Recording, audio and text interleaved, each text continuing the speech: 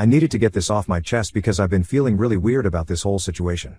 My girlfriend Sylvia, 23F, and I, 23M, have been together for 3 years after meeting in our sophomore year of college. We clicked instantly during a campus LGBTQ+ club meeting where we were both volunteering. Sylvia was this vibrant, outgoing person who could light up any room, while I was more reserved. We balanced each other perfectly. Sylvia had always been open about being a casual smoker. She enjoyed smoking weed with friends on weekends or after particularly stressful days. I don't smoke myself, tried it a few times in college but it wasn't for me. Still, I never had any issues with her smoking as long as she was safe about it.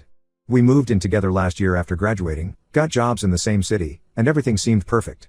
We even started talking about marriage and our future together. Things started changing about 3 months ago when Sylvia got a new job at a marketing firm. She was excited about the work and kept talking about how great her coworkers were, especially this guy James, 25M, who was showing her the ropes. I was happy she was fitting in well at work. Sylvia had struggled with anxiety in her last job, so seeing her excited about this one made me feel good. A few weeks ago, Sylvia casually mentioned during dinner that she had smoked with James after work. It was such a throwaway comment, like she was telling me about the weather. When I asked when this happened, she said it was a couple of weeks ago. I found it weird because we usually tell each other everything about our days, from what we had for lunch to funny things that happened at work. When I asked why she never mentioned it before, she got defensive and said she didn't think it was a big deal. I tried explaining that I wasn't mad about the smoking itself but about her not telling me. She just brushed it off saying she's allowed to do things without reporting every detail to me. The thing is, Sylvia and I have always been super open with each other. We share everything. When I go out for drinks with classmates or colleagues, I always text her updates or tell her about it later, not because I have to but because I want to. It's just how our relationship has always been. So this felt really out of character. I started paying more attention after that incident and noticed some changes in her behavior. She had been staying late at work more often, saying she was hanging out with coworkers. She would come home smelling like weed but wouldn't mention smoking with anyone. Her phone was always face down now, and she had started taking it with her even just to go to the bathroom, something she never did before. Last week, I saw some messages pop up on her phone when she was in the shower. I know I shouldn't have looked, but something in my gut told me something was wrong. The messages were from James asking if she wanted to smoke again after work. What caught my eye was Sylvia's response saying she needed to come up with a better excuse this time because I was getting suspicious. Then I scrolled up a bit and my heart dropped. There were other messages where they were flirting and James was calling her cute nicknames. He had sent her heart emojis and she had responded with kissy faces. I confronted Sylvia about it when she got out of the shower and she completely flipped out. She said I invaded her privacy by looking at her messages. When I pointed out that she had been lying about smoking with James, she admitted they had been hanging out regularly after work for the past 2 months. She claimed they were just friends and I was being paranoid and controlling. She said this was exactly why she didn't tell me about smoking with him in the first place, because she knew I would overreact. The worst part came next. My best friend Amy, 24F, works at the same company in a different department. When I told her about what happened, she got really quiet. After some pushing, she finally told me that she had seen Sylvia and James being very close at work. They would always take lunch breaks together, and she had spotted them holding hands in the parking lot once. Amy didn't tell me earlier because she wasn't completely sure if something was going on and didn't want to cause problems without proof. She also mentioned that several other coworkers had commented on how close Sylvia and James seemed. I feel completely betrayed. Not just by Sylvia but also by Amy for keeping this from me. Sylvia and I had talked about marriage just a few months ago. We even picked out rings together at a local jewelry store. We had plans to get married next year and had already started looking at venues. Now I don't know what to believe anymore.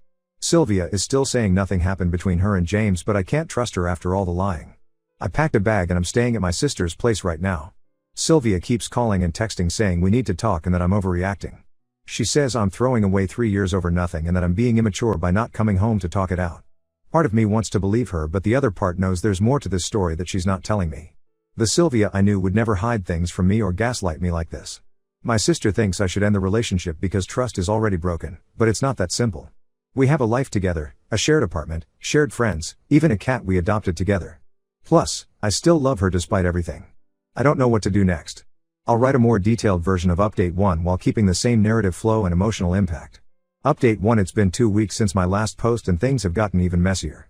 After staying at my sister's for a few days, Sylvia kept bombarding me with messages saying we needed to talk in person. She said texts and calls weren't enough to explain everything, and she wanted to clear the air. My sister advised against meeting her, saying Sylvia just wanted to manipulate me more, but I needed answers. We agreed to meet at a coffee shop, neutral territory where we used to have dates when we first started seeing each other. Sylvia looked terrible, like she hadn't been sleeping well. Part of me felt bad for her, but then I remembered all the lies. After some small talk and awkward silence, She finally admitted that she and James had kissed once while they were high. She swore it didn't go further than that. According to her, they were smoking in his car after work about a month ago, and things just happened. She said she regretted it immediately and that's why she didn't tell me. She didn't want to hurt me over what she claimed was a one-time mistake.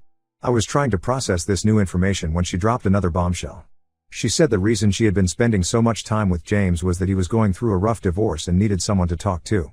She painted herself as this supportive friend who got too close while trying to help someone in pain. It was such a perfect story, almost too perfect. The next day, Amy reached out again.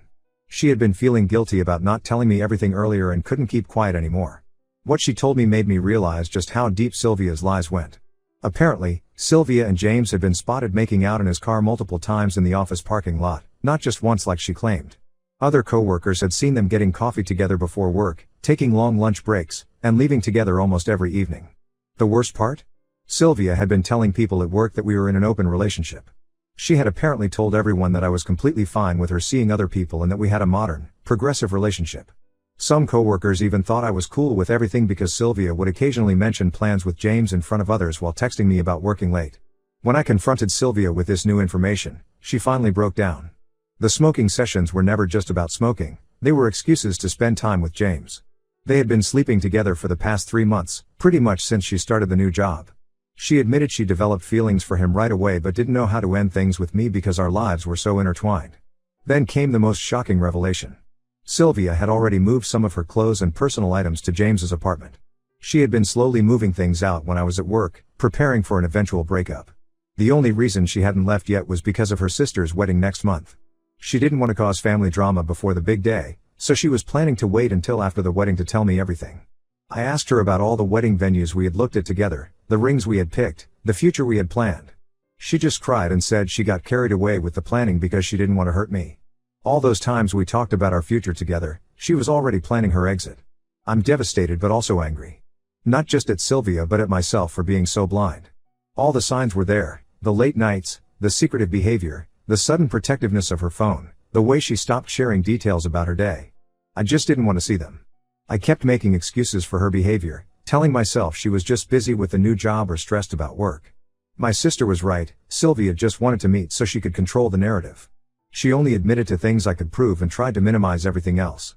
If Amy hadn't come forward with the whole truth, I might have actually believed Sylvia's story about one drunken kiss and supporting a friend through divorce.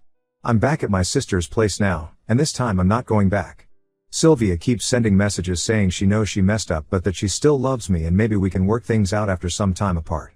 She even suggested couples counseling. But how do you come back from months of lying and cheating? How do you trust someone who could look you in the eye and plan a wedding while sleeping with someone else? The hardest part is facing our shared friends and family.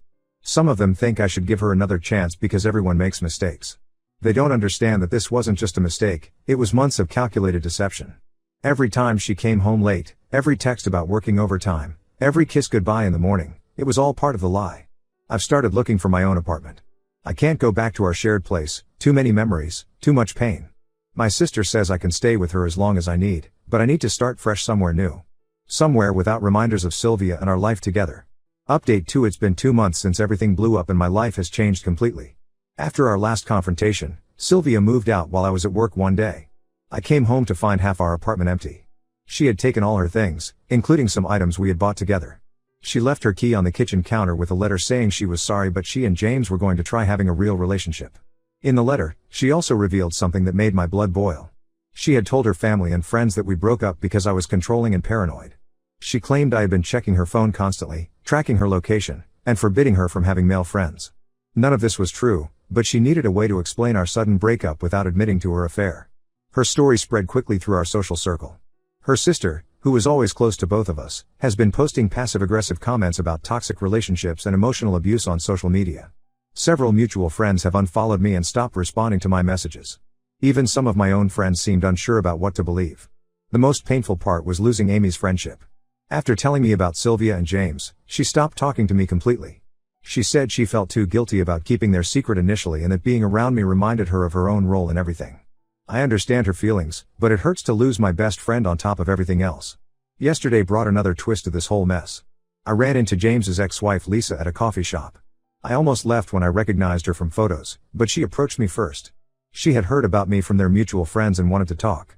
What she told me made everything make more sense. Apparently, this wasn't the first time James had done this. He has a pattern of pursuing women in relationships, especially at work. Lisa told me he did the same thing to her, started as friendly smoke sessions after work, then emotional support during tough times, and eventually turned into an affair. When she found out about him and Sylvia, she wasn't even surprised. According to Lisa, James loves the chase and the secrecy but gets bored once the relationship becomes real. She gave him 3 years of her life before finding out about his multiple affairs with coworkers. Sylvia wasn't special, she was just his latest target. When I told Lisa about Sylvia moving in with him, she actually laughed and said to give it 3 months tops. The conversation with Lisa made me realize how similar Sylvia and I were to Lisa and James. Both relationships destroyed by the same person, both of us painted as the villains in our own stories. Lisa seems to have moved on and rebuilt her life, which gives me hope that I can do the same. I've started documenting everything, screenshots of messages, emails, conversations with coworkers who knew about the affair. Not because I plan to use them, but because Sylvia's lies about me being abusive are affecting my relationships and potentially my reputation. Some of our mutual friends have already reached out to apologize after hearing other versions of the story that conflict with Sylvia's claims. The apartment feels empty now, even though I've rearranged everything and removed all traces of Sylvia. Her cat, the one we adopted together, clearly misses her. He keeps sitting by the door at the time she used to come home. I considered letting her take him, but he's registered under my name and I couldn't bear to lose him too. The hardest part is running into people who don't know what happened. Just last week, our old neighbor asked when Sylvia and I were finally getting married. I stood there frozen, not knowing how to explain that the person they thought was perfect for me had been living a double life for months. I keep thinking about how different things might be if I hadn't seen those messages on her phone that day. Would she have gone through with her plan to wait until after her sister's wedding? Would she have kept lying to me while building a life with James? Sometimes I think finding out when I did was a blessing in disguise, even though it doesn't feel like it most days. Update 6 months have passed since my world turned upside down, and I'm finally starting to feel like myself again. A lot has happened since my last update. Sylvia and James's relationship crashed and burned exactly as Lisa predicted. They barely made it 3 months. From what I heard through mutual friends, he started pulling away and staying late at work, just like he did with his ex-wife. The irony wasn't lost on me. Sylvia tried reaching out about 2 months ago. She sent a long email apologizing for everything, the affair, the lies, and especially for spreading false stories about me being abusive. She admitted that she made up those stories to save face with her family and friends. According to her email, James had already moved on to someone else at work, and she finally understood how Lisa must have felt. I didn't respond to her email. What could I say? That I forgive her for destroying our 3-year relationship? For making me question every memory we shared? For turning our friends against me with lies? Some of our mutual friends have reached out after learning the truth, saying they should have known better than to believe her stories. I'm polite when I run into them, but I'm not interested in rebuilding those relationships. I've made some positive changes in my life. I got a promotion at work and used the salary increase to move to a new apartment in a different part of town.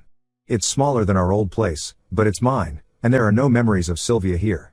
The cat adjusted well to the new space, and he finally stopped waiting by the door for her to come home. Amy reached out recently too.